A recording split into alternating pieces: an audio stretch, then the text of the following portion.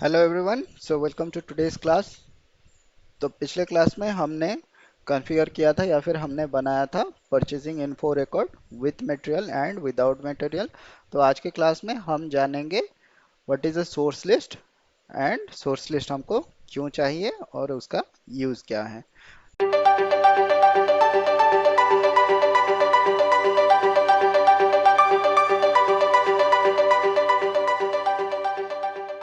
तो source list में जाने से पहले चलिए देखते हैं इन्फो रिकॉर्ड का कुछ जो टी कोड्स है, ट्रांजैक्शन कोड है जो आपको ज़रूरी होगा इन्फो रिकॉर्ड के बारे में। कोई भी अगर आपको रिपोर्ट निकालना है या फिर आपको अगर डिटेल्स निकालना है तो आपको कुछ टी कोड्स ज़रूरी है। तो चलिए देखते हैं कौन से है वो टी कोड्स। तो सबसे पहला जो हमने डिस्कस किया था ME11 क्रिएट करने के लिए इन्फो रिकॉर्ड, ME12 चेंज करने के लिए, ME13 जो होता है वो डिस्प्ले के लिए रहता है। उसके बाद आता है ME15 अगर आपको डिलीट करने के लिए फ्लैग करना है, फ्लैग फॉर डिलीशन। तो अगर आपको डिलीट करना है कोई भी इन्फो रिकॉर्ड तो आप ME15 से कर सकते हैं। नेक्स्ट जो है वो है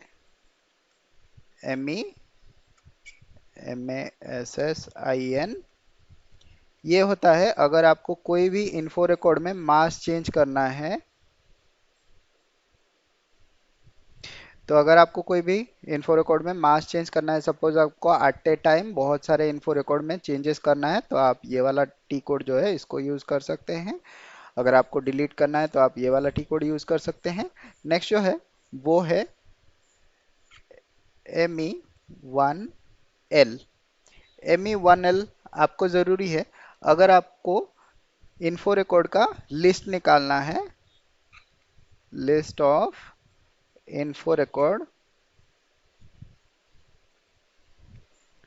बाय वेंडर। तो एक वेंडर के अगेंस्ट में कितना सारा जो इन्फो रिकॉर्ड बनाया हुआ है, अगर आपको वो ढूंढना है तो आप ये वाला टी कोड यूज कर सकते हैं। नेक्स्ट जो है वो है ME1M। तो ये है अगर आपको इन्फो रिकॉर्ड चाहिए बाय मटेरियल,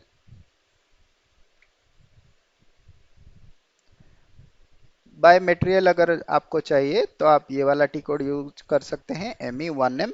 नेक्स्ट जो है वो है ME1P।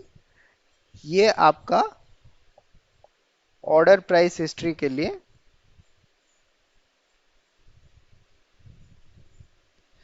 तो यहाँ से आप ऑर्डर प्राइस का हिस्ट्री चेक कर सकते हैं। सपोज आपका ऑर्डर में जो प्राइस है वो डिफरेंट डिफरेंट प्राइस है, तो यहाँ पे आप ऑर्डर का प्राइस का हिस्ट्री निकाल सकते हैं कि कितना कितना ऑर्डर कितने प्राइस में आया है।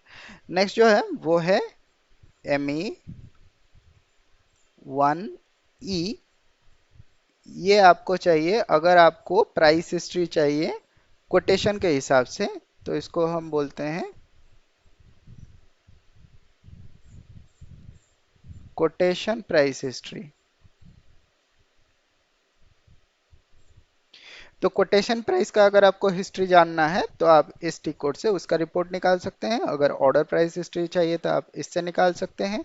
अगर आपको इन्फो रिकॉर्ड का लिस्ट चाहिए बाय मटेरियल तो आप ME1M से निकाल सकते हैं। अगर आपको वेंडर के विथ वेंडर आपको इन्फो रिकॉर्ड कितना है जानना है तो आप ME1L से निकाल सकते हैं। तो ये बेसिकली हमारा कुछ टी कोड्स हैं जो आपको चाहिए होगा अगर आप कोई रिपोर्ट निकालते हैं इन्फो रिकॉर्ड के लिए। तो ये था इन्फो रिकॉर्ड का, जो बाकी डिटेल्स बचा था वो था इन्फो रिकॉर्ड के लिए। तो चलिए चलते हैं सोर्स लिस्ट रिकॉर्ड पे। तो चलिए देखते हैं हम सोर्स लिस्ट कैसे बना सकते हैं। तो सोर्स लिस्ट बनाने के लिए हमको जाना पड़ेगा logistics, material management, purchasing, master data, source list, और यहाँ पे फर्स्ट ऑप्शन जो है वो है मेंटेन के लिए। तो यहाँ पे मटेरियल और प्लांट के लिए हम एक सोर्स लिस्ट बना के रखेंगे। ये सोर्स लिस्ट का काम क्या होता है आपका, अगर जैसे हमने देखा था इन्फो रिकॉर्ड में, हम कोई भी वेंडर के लिए अगर एक टाइम फ्रेम फिक्स करते हैं, सपोज हम 1 साल के लिए एक वेंडर को फिक्स करते हैं, तो वहाँ पे सोर्स लिस्ट में उसको मेंशन करना पड़ेगा कि ये हमारा फिक्स वेंडर है इसी टाइम के लिए। तो हम यहाँ पे मटेरियल और जो प्लांट है उसको ले लेते हैं, यहाँ पे एंटर कर लेते हैं। तो एंटर करने के बाद यहाँ पे आपको ऑप्शन दिखा रहा है valid from valid to vendor purchase organization, यहाँ पे है प्रोक्योरिंग प्लांट, और यहाँ पे ऑर्डर यूनिट, यहाँ पे एग्रीमेंट। तो अगर आपका कोई एग्रीमेंट नंबर है यहाँ पे आप एग्रीमेंट दे सकते हैं। यहाँ पे नेक्स्ट जो है वो आइटम के लिए है, और यहाँ पे फिक्स के लिए है, और यहाँ पे ब्लॉक के लिए है। यहाँ पे एमआरपी का अगर कोई एरिया है तो एमआरपी के लिए भी दे सकते हैं। तो सपोज हम यहाँ पे वैलिड फ्रॉम कर देते हैं, आज का डेट डाल देते हैं।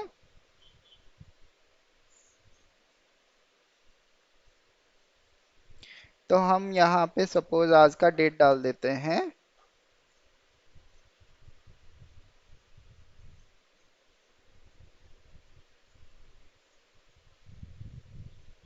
टू कर देते हैं हम 17/07/2023।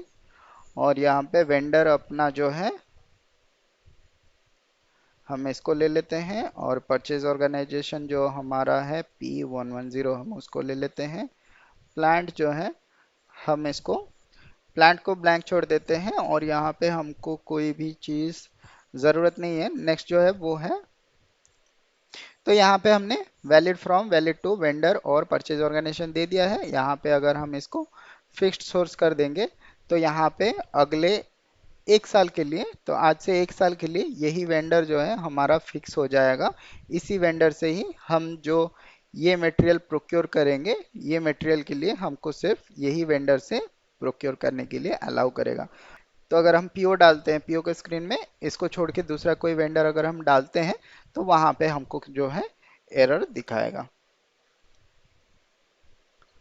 तो यहाँ पे डेट फॉर्मेट गलत है बोल रहा है, तो हम यहाँ से सिलेक्ट कर लेते हैं, यहाँ से भी सिलेक्ट कर लेते हैं। तो यहाँ पे हम ये वाला डेट सिलेक्ट कर लेते हैं, तो इसको हम सेव कर लेते हैं। तो यहाँ पे हमारा जो है सोर्स लिस्ट चेंज हो गया है करके बोल रहा है। तो हमारा जो सोर्स लिस्ट है वो मेंटेन हो गया है। तो अगर आपको इसका जो सोर्स लिस्ट है वो आपको देखना है तो आप यहाँ से जाके डिस्प्ले में देख सकते हैं। तो यहाँ पे आप देख सकते हैं कि यहाँ पे जो हमारा वेंडर है वो कौन सा वेंडर है इस मटेरियल और इस प्लांट के लिए और इस परचेज ऑर्गेनाइजेशन के लिए, कौन सा वेंडर है हमारा सोर्स लिस्ट में, ये आप यहाँ पे चेक कर सकते हैं। तो सोर्स लिस्ट में ज़्यादा कुछ नहीं है, इतना सा ही है।